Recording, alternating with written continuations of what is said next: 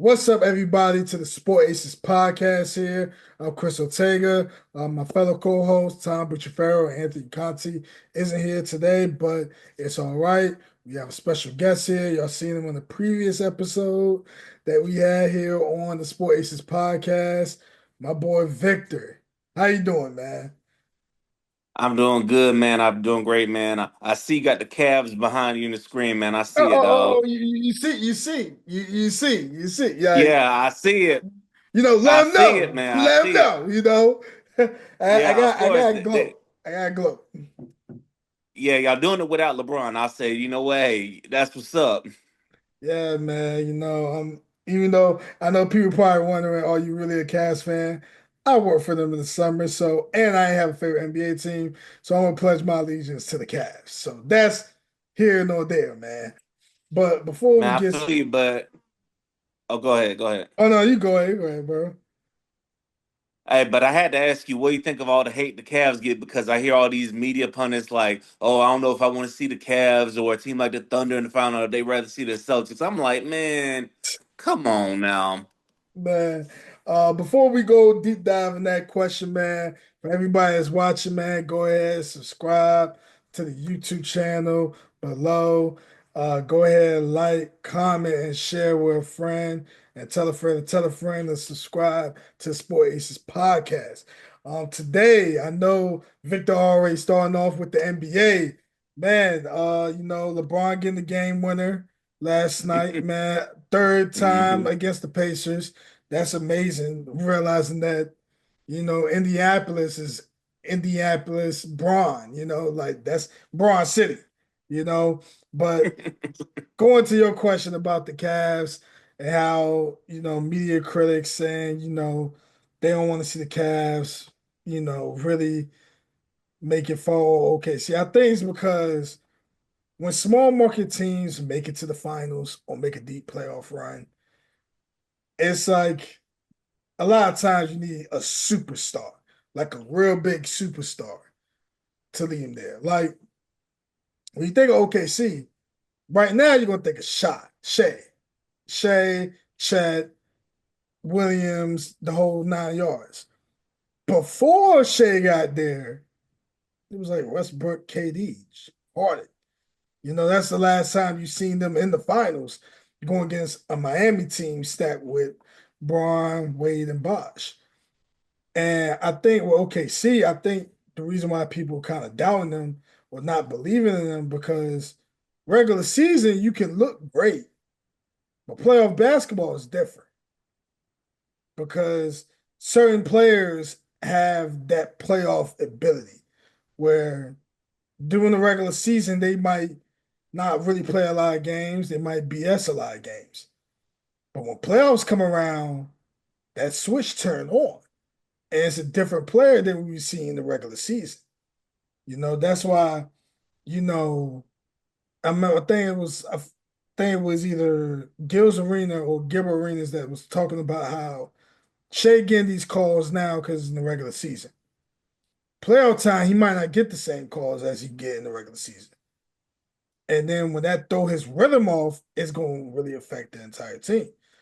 The Cavs, my main concern is the injuries because I don't want to see if any of the star lineup get injured, who can step it up. If nobody can step it up, then it's the series for them to lose. So that's my take on Yeah.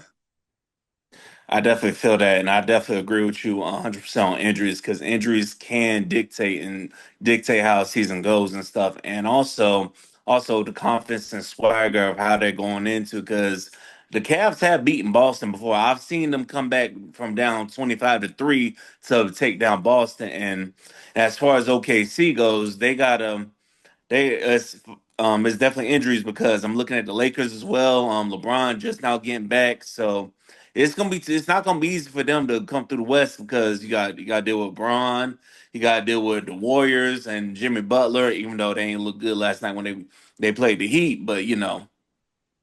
Yeah. And for the people who watching this and realizing why Victor is in the security uniform, I know y'all wondering why he's top flight security of the world. but he's at work, ladies and gentlemen. Okay, we're not gonna judge him off the shirt. I'm He's at hustling work. right now. He's getting his money. It just right now, work is real slow. But Yeah, I'm working until the podcast. If y'all want to sponsor my podcast, then I won't have to be wearing this top flight security world shirt. hey, we all try to get money out here. We try to get sponsored as well, man. Um, man, and like, the Eastern Conference, shaping up. Right now it's kind of a tight battle right now. You got the Knicks still at third, the Pacers at fourth, but that fifth and sixth spot, it's a battle between the Pistons and the Bucks. And like, what matchup would you I want to never see on the thought I'd be East? saying that. I definitely want to see the Pistons go up against the Knicks, because hey, let's see a small market team take down a big market team. Let's see Mm, it because the Pistons got a whole bunch of young stars, and I think JB Bickerstaff might need to be the coach of the year because come on now, look at the last few years what Detroit been doing. Detroit's been trash, but he gets there now. Detroit is they're not even in the play-in. They actually in the playoffs. nah, definitely, man. Because the only reason why I want to see the Pistons, I want to see the Pistons go against the Cavs in that semifinals. Like, give me that matchup. Ooh, JB that's gonna be good. Bickerstaff, JB Bickerstaff facing his old team, the team that just fired him. Ooh. Like give me that matchup in the semifinal if that ever happens. That'd be my dream matchup because it could just seeing like, man, like this is gonna be a Hey, heated I ain't gonna lie. battle. LeBron had some battles with the Pistons back in the day. Young baby LeBron had some battles with the Pistons and the Cavs back in the day. Baby So LeBron. that would be a definite throwback if the Pistons went up against the Cavs. Definitely, man. And then, with the playing spot on the east side, the Atlanta Hawks is at seven. Magic is at eight. Bulls been winning some key games lately. Yes, they have the Bulls. That's been a shock. I'm like, damn. Okay, Chicago. I see y'all.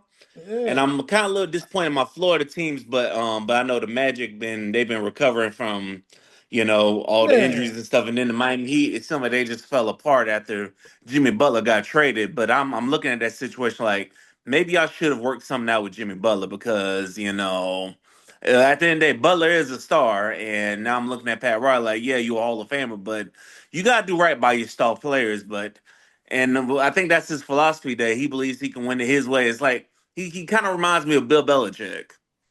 Yeah, man. Speaking of stars and Jimmy Butler, we're going to transition to the West side where, we got the Western Conference side. We got OKC always secured the spot. And number two, the Houston Rockets. Shout out to Giselle. I know she probably watching this. Shout out to her team, the Rockets, because she's been yammering about the Rockets going all the way potentially. So we're gonna see about that. Tie right now. Oh man, between the Nuggets, Lakers, and Grizzlies.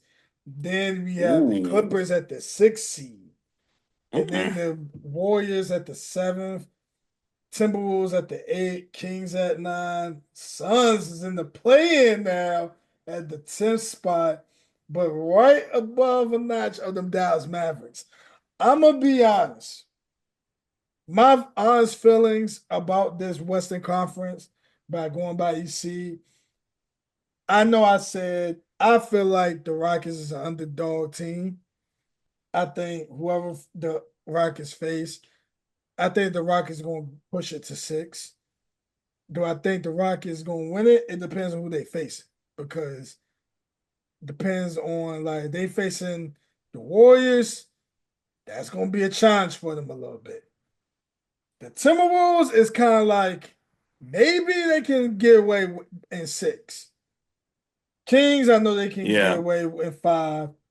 Suns, it's like I'm not a believer of the Suns. Like the Suns yeah. just need to hang it up.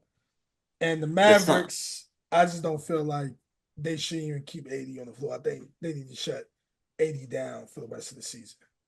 Yeah, I would if I was the Mavericks. I'd definitely look at shutting 80 now for the rest of the season. But the Mavs hadn't been the same since they traded Luca, and and the Suns, like you said, I think the Suns. I agree with you, and I believe in the Suns. They just need to kind of go ahead and blow it up. it makes me go back to 2021 with the Suns when they were in the finals. I'm like, why not just hold on to those pieces and make another run instead of blowing it up? But going back to the Rockets, though, I think it's all about matchups because if it's the Warriors, you got to ride with the veterans over here. Now, if it's the Timberwolves, it may be a little tough, but I think the Rockets can pull it out. But I definitely agree with you. It's definitely all about matchups in the West. So, and I would definitely want to avoid the Lakers and the Warriors because ever since those two teams made them trades, they've been looking a whole lot better. I do agree because the Lakers on a good day can really push for a conference finals run. On a good run, they can get to a conference finals. That's the highest ceiling I have for them.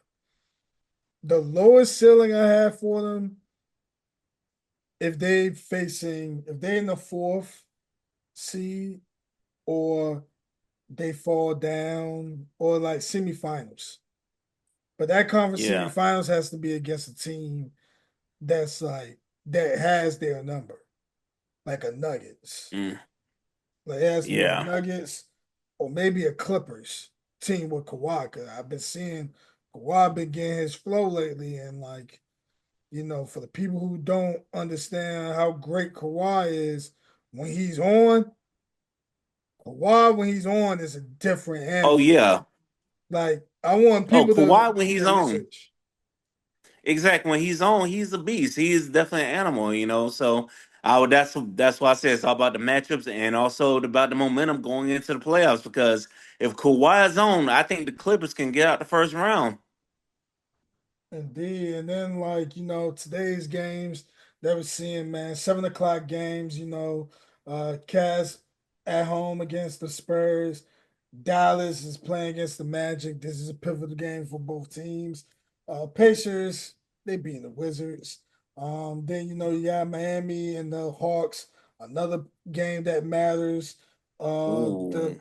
the Lakers going against the Bulls. Can the Lakers redeem themselves from that embarrassment Ooh, of I think losing the to the Lakers might need to go ahead Bulls? and try to get their get back. The Grizzlies versus the Thunder, the Ooh, Rockets versus the Jazz, barbecue chicken, Rockets is getting it. pretty And much. the Trailblazers versus Sacramento.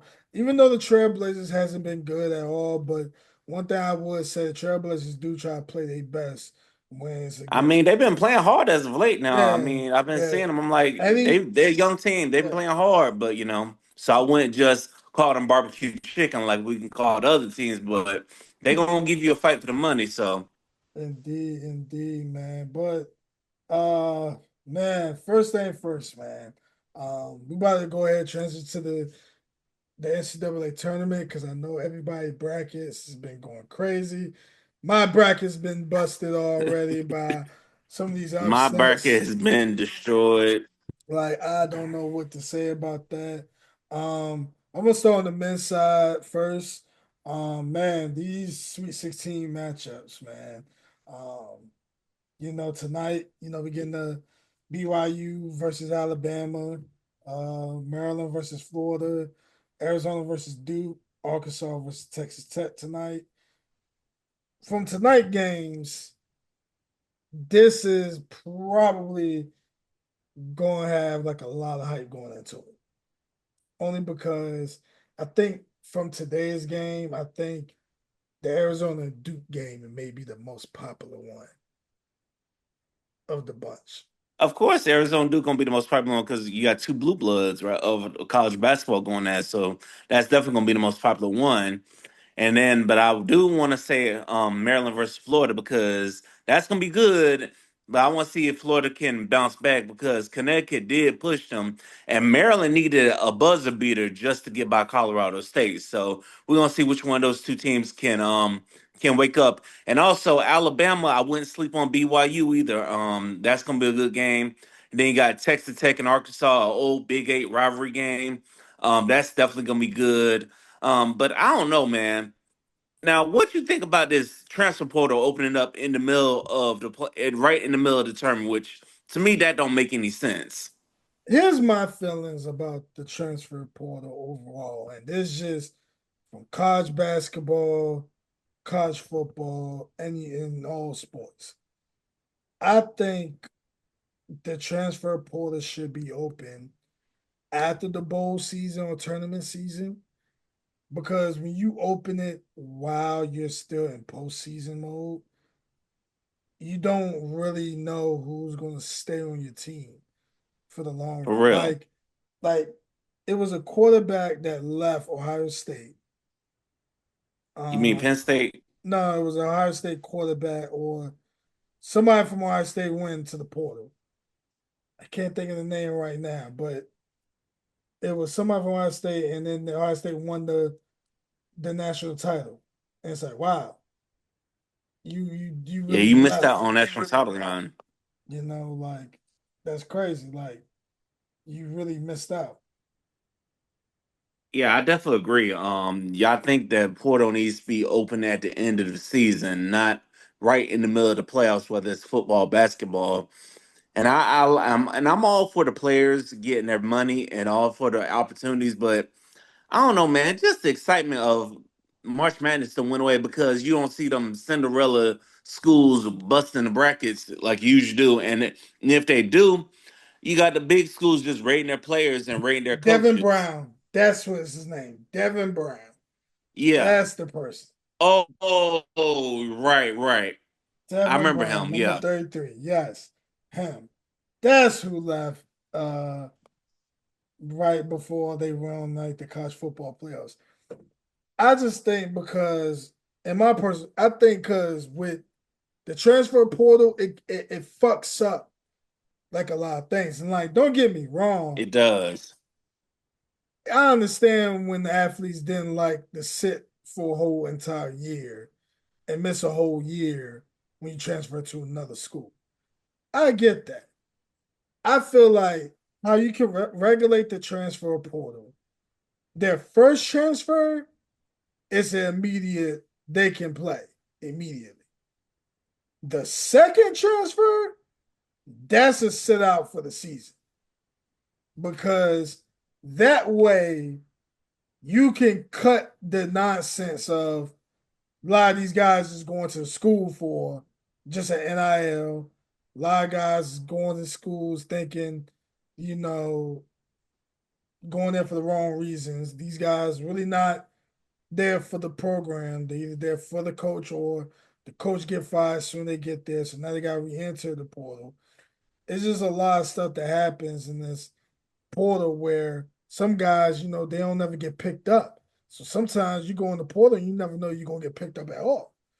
And what That's happens in the definitely true. transfer portal affects the whole high school recruiting now because you see it now in college basketball where the Rick Pitino said like he's not looking at high school guys. He's looking at guys in the portal. Now, he's not giving the guys a high school a chance because in this today's game, you have to be able to win now. And I think because since you have the portal and a lot of guys that's already been a year or 2 years in the football program, they already know how the culture is when they go to the college football level. Instead of getting a high school guy, and then he has to adjust to the speed, adjust to the like learning curve. You want to get a guy that's already there. So that's why I understand why the transfer portal is such a big thing. But sooner or later, you need to have some regulations to fix it all and everything Yeah. because it's going to affect sports for the long term. And then a lot of fandom is not going to be the same because why am I going to cheer for a team and I'm seeing new guys every year? Like, it's not the Mm-hmm. same. It's definitely not the same. It's like, and I definitely understand it all. It's like now some schools are like they might not care about that as long as you're winning. I mean, it doesn't really care as long as you're winning and if you're going to the portal and you're doing what you have to do. And I do like the fact that the players have a little more freedom, but as long as they don't abuse that freedom, then it should be okay because it's like I understand that you need to go somewhere and you need to get your reps in and I just advise all people to realize that the pros, if you're talented, they will come get you from no matter where you're from. They will come find you. Nah, indeed, man. Like these professional levels, they look at like how many times you transfer because they're gonna ask Hmm. questions. They're gonna ask like, why do you leave here? Why you was only at this every school 1 year? Even they go back to your high school years. Like, hey, I see in high school you transferred to 4 different schools every year. Like, what was the issue? So that's my odd thoughts on the transfer portal. My thoughts for tonight's game. Um, I wouldn't be surprised if BYU upsets Alabama. That'd be my pick, BYU. Uh, Maryland versus Florida. I love the Maryland team and the story they have behind it, and they have Angel Reese's brother on the team, by the way, which is a good thing. Maybe we'll see Angel Reese at the game. Who knows? But Hmm. Florida might win this because Florida been dominant so far in the tournament, and I'm liking how Florida has really stayed true to, being that true number one seed. The Duke and Arizona game, I have Duke beating them by 5. Mm. It's going to be a very close game. If Arizona come out and play, it's going to be a very close game. And I'm gonna be honest, I want to see Coach Cal beat Texas Tech. I want Coach Cal to make a whole tournament run with all the young guys on his team. Still You show us know, you got it. yeah, you know what? I kind of agree with you there because it's like the way they beat St. John's. I'm like, because St. John's was balling, but then they ran into Arkansas, and Arkansas just shot the lights on. They balled out. And I'm like, you know what? Okay, okay, Arkansas. And Coach Cal showing them people in Kentucky. He still got it. I'm like, okay, Coach Cal. So I definitely agree with you. That's gonna be the game. I think Arkansas is going to take down Texas Tech, and then going forward, I think Alabama pulls it out. Because Alabama does have a lethal offense, so I think they squeeze by. And then, of course, being from Florida, I'm like, I don't necessarily like the Gators, but I do root for the Florida team, so I need Florida to just go ahead and pull it out, because I think Connecticut gave them a wake up call. So, and then the last game, I just expect Duke to win. I know Arizona is good, but this ain't the '90s Arizona team, so I expect Duke to handle their business because they got the number one overall pick on the team. So definitely expect Duke to handle their business, but I wouldn't be shocked if Arizona pulled it out. Mm, right. Right. And then, like in last couple games before we go to the women's side, Friday night, we have Ole Miss versus Michigan State in the Sweet 16. Kentucky versus Tennessee. We have Michigan versus Auburn. We have Purdue versus Houston. My picks that I'm seeing from this, I'm going with Tom Izzo. Tom Izzo, I believe Tom Mhm. Izzo going to the Final Four. That's my biggest take. Tom Izzo going to the Final Four. Um, Tennessee versus Kentucky. Tennessee's Tennessee's been good, but some about Kentucky this season. Like maybe because when you think about the year they had previously, and now seeing Kentucky like really doing their thing, and Kentucky beat Tennessee twice. Oh, So I'm gonna have to go with Kentucky here. Kentucky got Tennessee number. Michigan versus Auburn. I'm gonna have to go Auburn. War Eagle. You gotta go with them. And then Houston versus Purdue. I'm gonna be honest. I'm not a fan of Purdue. Ever since they got upset years ago, I'm not a fan of Purdue. So I'm gonna go with Houston. You know. yeah.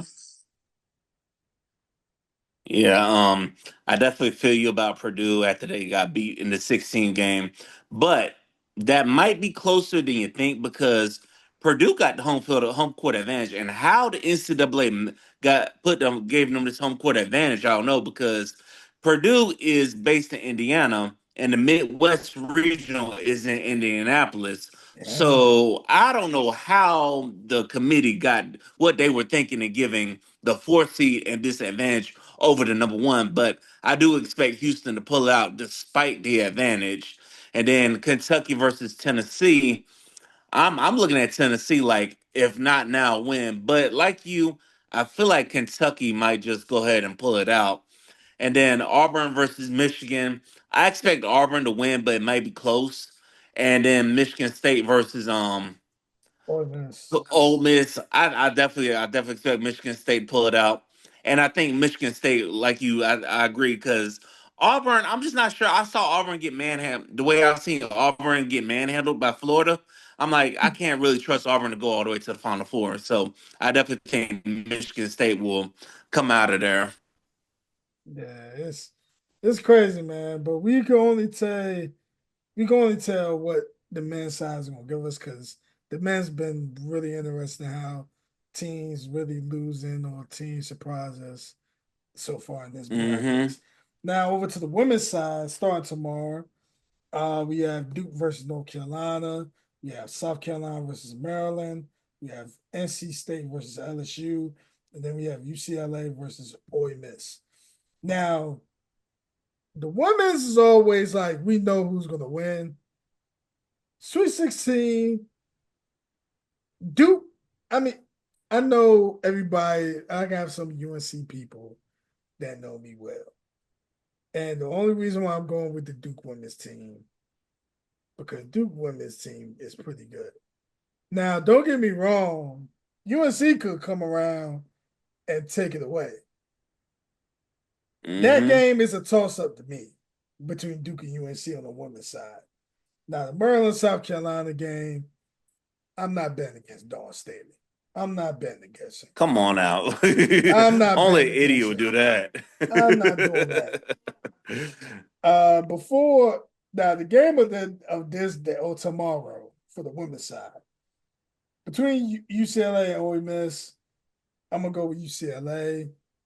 But I believe NC State is going to get LSU out of the bracket. I think because NC State has so much talent, and I think they still able to still try and make a run to Elite Eight. And I think them going to Elite Eight and facing UCLA will be a good matchup. LSU, the only reason why I can see if LSU come away with the win, but you won't go against a tough UCLA team where that's a rematch of who they faced the year before, and you beat them, but now it's a different time now because you don't have an Angel Reese no Mhm. more that can defend. So now it's like here nor there. That's my picks for the Friday women's tournament games. Yeah, I on the women's side, I pretty much have it all chalk. I definitely think, except for Duke, Duke beat North Carolina. I definitely because I've seen Duke play. They look like they can ball. I do expect them to come out short, and also it's their rivals, so I expect them to come out. And then also, and to be honest with you, in rivalry games, it's really much a toss up because anything can happen in rivalry games because you never know. Because sometimes one rival may take the other one for granted, next thing you know, they're lost. So but I think Duke is going to handle their business, and then they're ultimately going to get bounced out by South Carolina. I know it's a good story for Maryland to get both their women's and their men's basketball teams to the Sweet 16, but I think they both are going home because I definitely think Coach Staley's going to get the job done and handle their business. And I think UCLA is going to lose to NC State as well. I definitely agree with you on that. So, but the women's side, it's going to be hyped. But I'm not going to lie to you, my heart kind of sunk when I saw Juju Watkins get hurt from USC because me and my Oh, boys, we talked about this on the season premiere of Liquor Side. We were like, UConn going up against USC, that was going to be the matchup, but that matchup kind of lost its steam now if they match up in the yeah, Elite Eight. yeah. My starts, man, is like first of all, man, prayers to Juju. Let me Yes. just say that.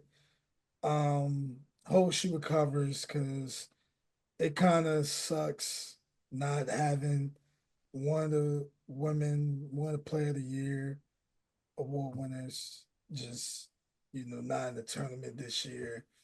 And USC, I think the biggest question for USC is like, can they make it to the Elite Eight without Juju, or can they still shock the world without Juju being the pitcher? Pretty much.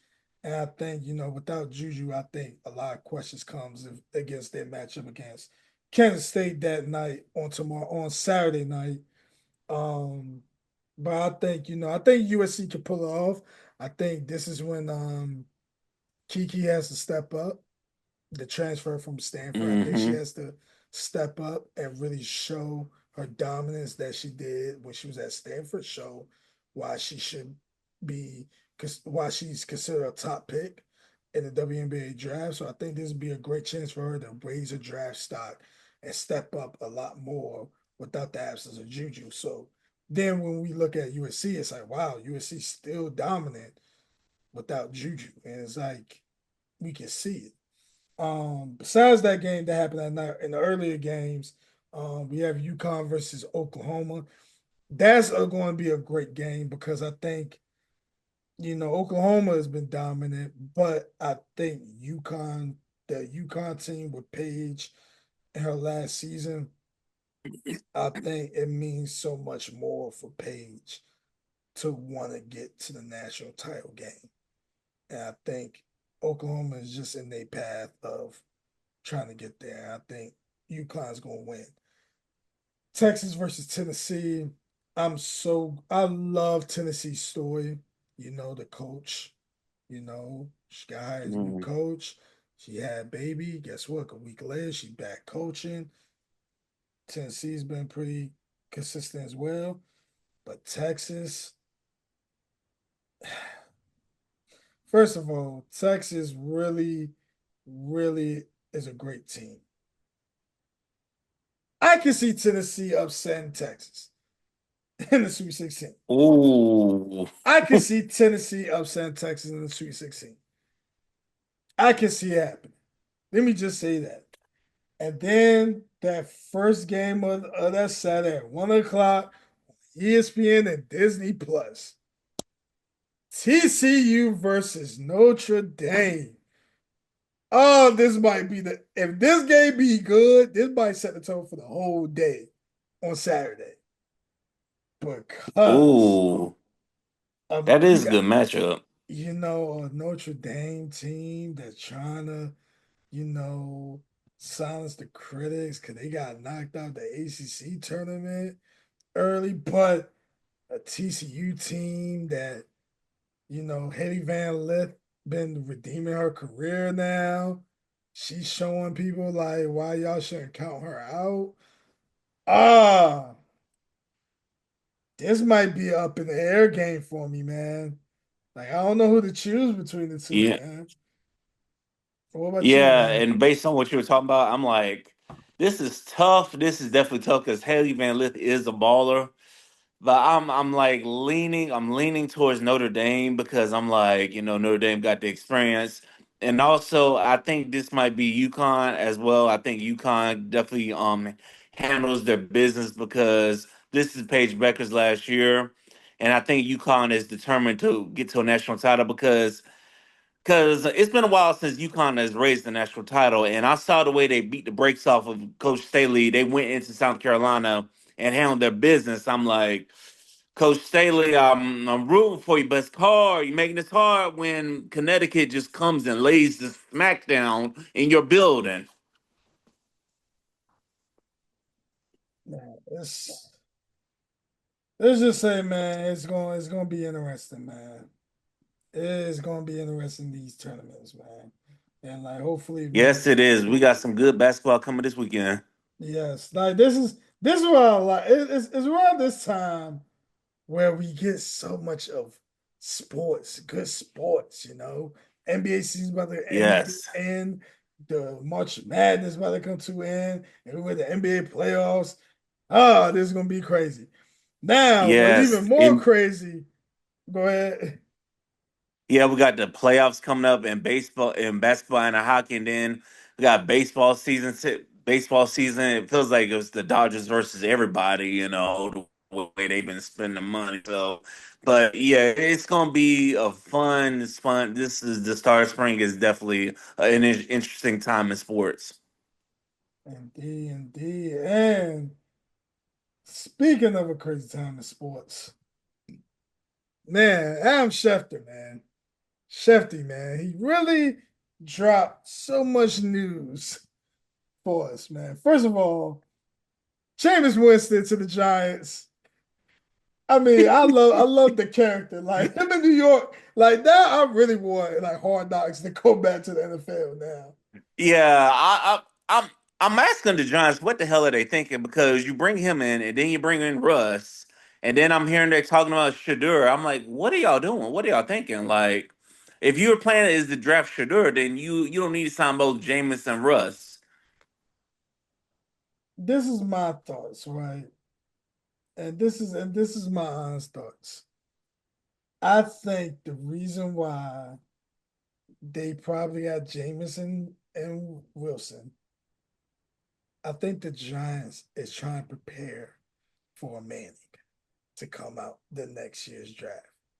Oh, I think in you their think they? mind, I think in their mind, we're gonna get Russell Wilson, we're gonna get James Winston.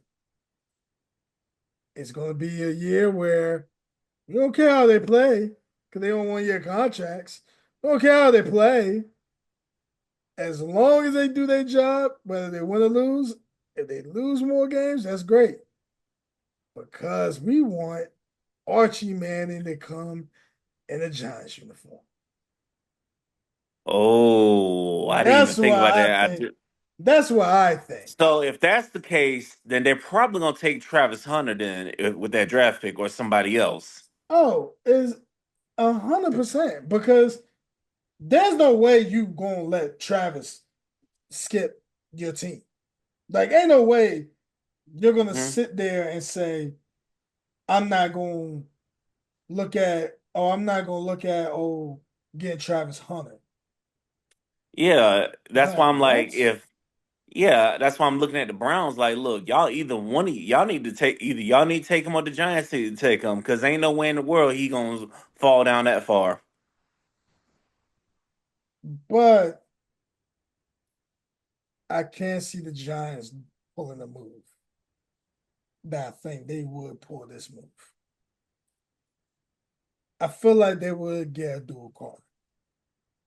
They would go defense. Because That with the, actually makes sense. because with the Giants, I can be okay with not getting if you don't get Travis on that 3, I can see them getting a dual card at 3.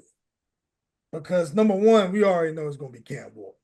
That's the number one pick is solidified. Cam Ward is number one. Mm-hmm. Now the Browns is kind of interesting because you know you don't know what direction you're going.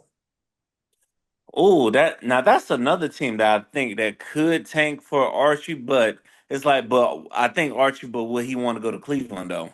Nah, I think with I don't Cleveland, think he would. And also, I don't know when they can get out of that Deshaun Watson contract because every day it looks worse and worse. it's for the Browns. The first thing they need to do, they need to establish a quarterback. That's what you need to do. I think they need to go ahead and prepare for the Watson time to be over. I think you need to go with Shador. I think because if you don't get Shador, you gotta get Travis Hunter. You gotta get one of the two at 2.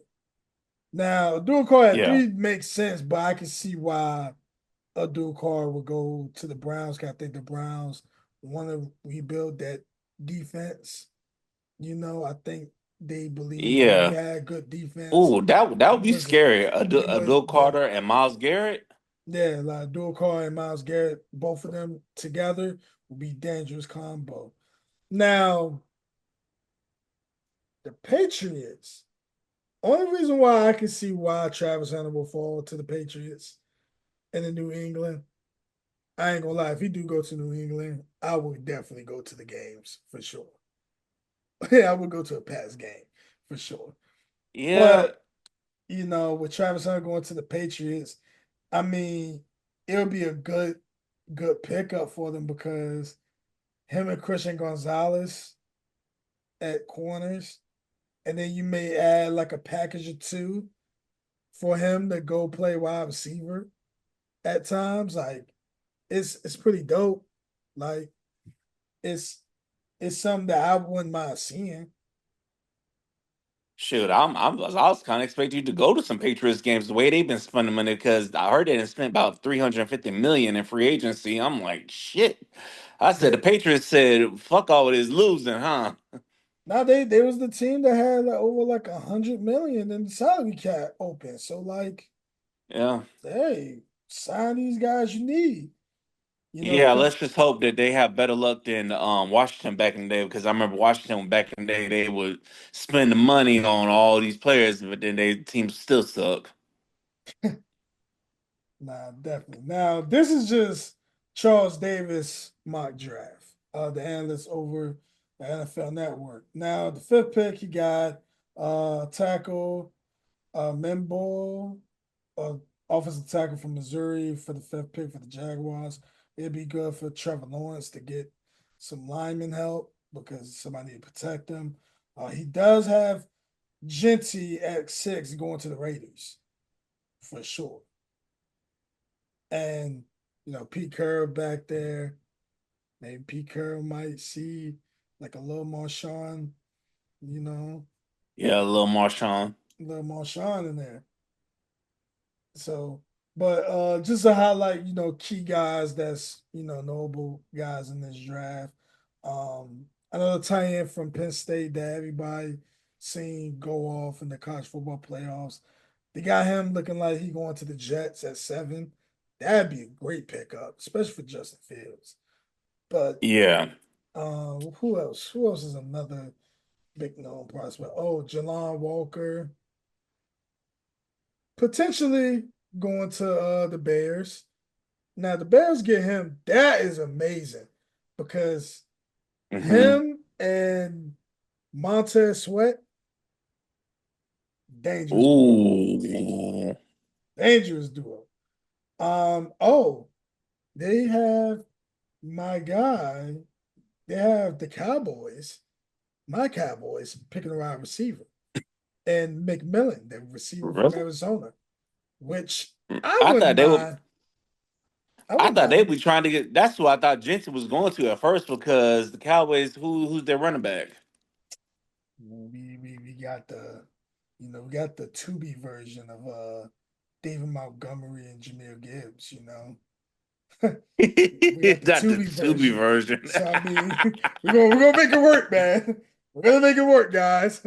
We're gonna make it work. now, now, who he got the Bucks draft? Because I'm like the Bucks. They're in a position where they might need to just take the best player available, or maybe another edge rusher. Because I know we signed Hassan Reddick. Uh, they got y'all getting Jahad Campbell, linebacker from Alabama.